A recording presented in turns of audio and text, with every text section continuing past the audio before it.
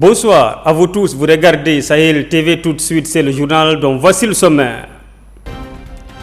La deuxième session de consultation politique régulière entre la Mauritanie et la Turquie s'est tenue aujourd'hui à Nouakchott. Les travaux de la 8e consultation annuelle du programme conjoint FINIAP-UNICEF sur les mutilations génitales féminines ont démarré hier à Nouakchott. Et puis nous allons ce soir découvrir ensemble dans ce journal ce qu'on appelle en Mauritanie le secteur informel et ses secrets. Nous sommes mardi 19 avril 2016. Bienvenue dans ce journal de Sahel TV. La salle des réunions au ministère des Affaires étrangères et de la coopération a abrité ce mardi les réunions de la deuxième session de consultation politique régulière entre la Mauritanie et la Turquie. Le secrétaire général du ministère des Affaires étrangères et de la coopération a souligné que les relations bilatérales entre la République islamique de Mauritanie et la République de Turquie ont connu un développement significatif au cours de ces dernières années, depuis la visite du président de la République Mohamed Ould Abdelaziz en Turquie en 2010. La tenue de cette deuxième session de consultation régulière entre les deux pays illustre leur détermination à préserver et à consolider leur excellente relation. Ahmedou Ould Abdallah, ministre de l'Intérieur et de la décentralisation, a effectué ce matin une visite de terrain au cours de laquelle il s'est enquis de la situation du point de passage relevant de la Mokata de Kermassen aux confins du barrage de Diamma.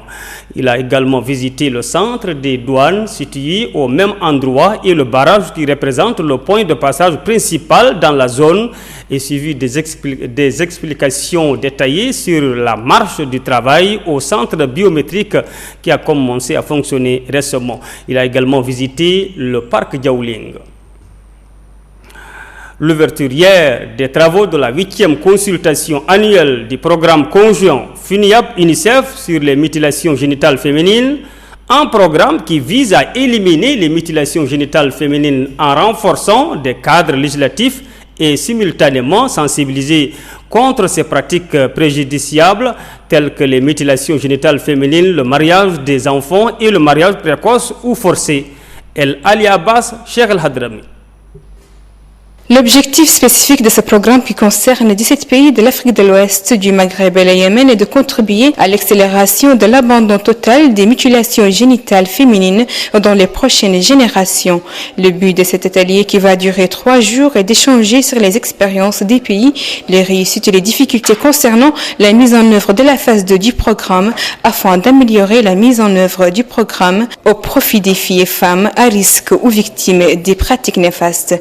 Le changement individuels et collectifs de mentalité et de comportement sur les normes sociales soutenant les mutilations génitales féminines et le mariage des enfants seront au cœur des discussions car ils constituent les défis majeurs à surmonter et sont difficiles à mesurer. Sur le plan politique et législatif, une stratégie nationale de promotion de l'abandon des mutilations génitales féminines a été adoptée depuis 2008 et réactualisée en 2015. Une fatwa nationale qui clarifie la position de l'islam par rapport aux mutilations génitales féminines.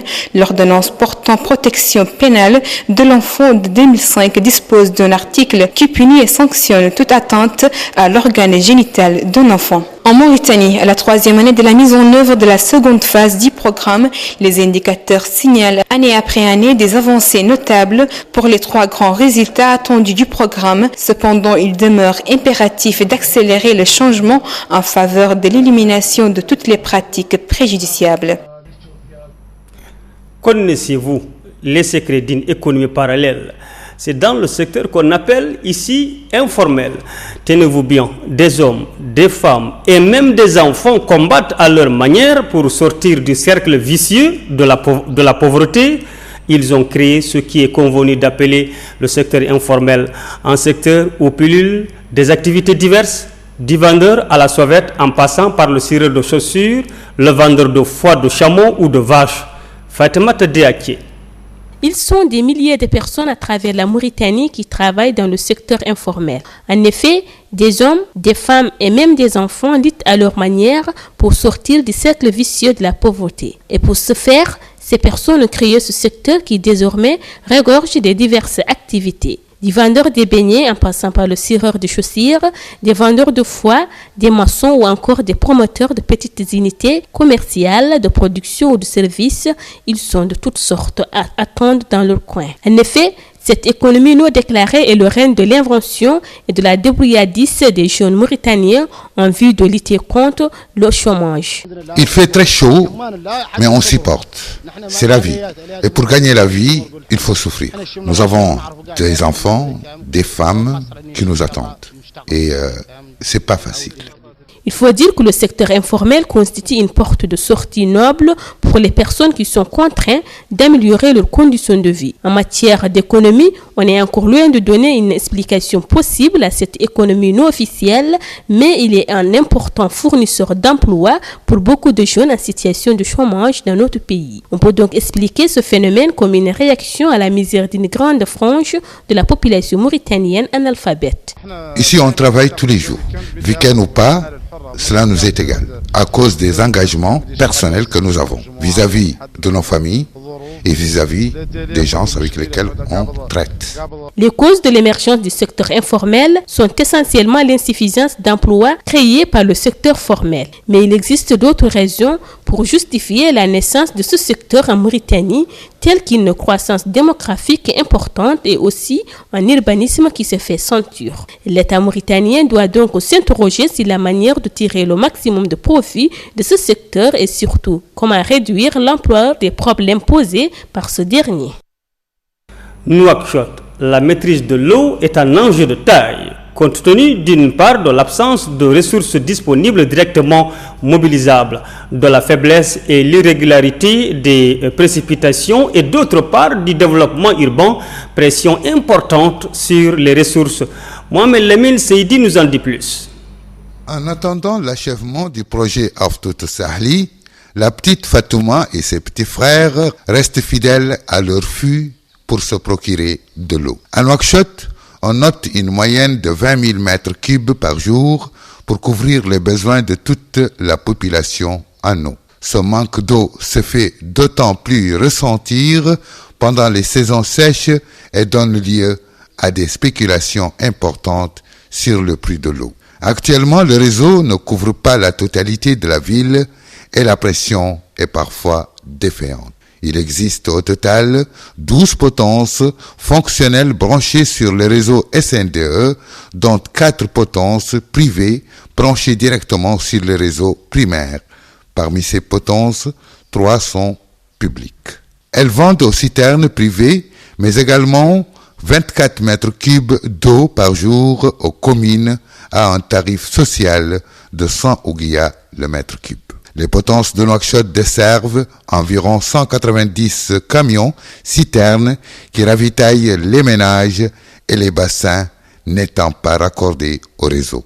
À Nouakchott, 69% de l'approvisionnement des ménages se fait principalement par des charretiers privés et d'autres ménages qui représentent 21% sont alimentés par des citernes privées ou vont chercher leur bidon d'eau aux bornes fontaines. Le reste est abonné au réseau de la SNDE. Au niveau de la capitale, il existe 615 points de vente d'eau, dont 284 publics en gestion privée ou communautaire. 507 de ces points d'eau, soit 82% du total, sont effectivement fonctionnels. Malgré une forte augmentation des populations dans les communes périphériques, 500 bassins ont été construits et au niveau de quelques secteurs, il manque encore de points d'eau fonctionnels. Nouakchott compte 270 points d'eau enterrés ou semi-enterrés, dont 53 non fonctionnels, 142 bassins surélevés, dont 41 non fonctionnels, 60 châteaux d'eau, dont 13 non fonctionnels et 70 bornes fontaines, dont la moitié non fonctionnelles. 46% au total des points d'eau sont raccordés au réseau, mais seulement 33% de leurs gérants réclament être alimentés régulièrement à partir du réseau. Les autres sont alimentés par des citernes publiques, SNDE, un peu plus de 67%, mairie, 27% et rarement privés, 6%. Le prix d'achat du fût d'eau à Nouakchott peut toutefois atteindre 400 ouguiyas pendant les pics de chaleur à Nouakchott. Hors de chez nous, le président du Zimbabwe a assisté hier aux manifestations célébrant le 36e anniversaire de l'indépendance de son pays tenu à Harare. Robert Mugabe a appelé les populations à éviter la corruption, le tribalisme, le népotisme.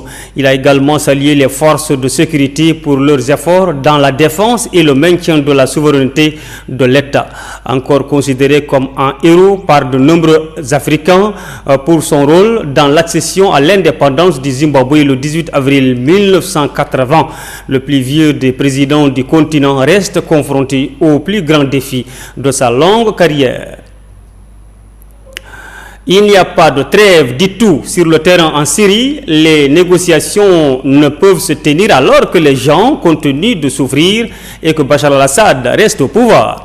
Le coordinateur de l'opposition Riyad Hijab, qui avait déjà jugé hier inacceptable de poursuivre les pourparlers de paix sur la Syrie.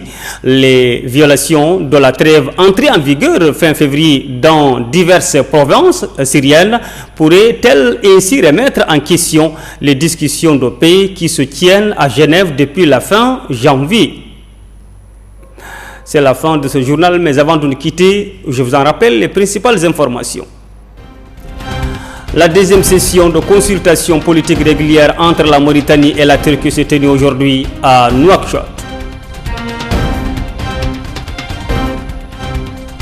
Les travaux de la 8e consultation annuelle du programme conjoint FUNIAP UNICEF sur les mutilations génitales féminines ont démarré hier à Nouakchott. Et puis, nous avons découvert ensemble dans ce journal ce qu'on appelle en Mauritanie le secteur informel et ses secrets. Merci de nous rester fidèles. Gardez bien les yeux bien ouverts sur Sahel TV. Bonsoir à toutes et à tous.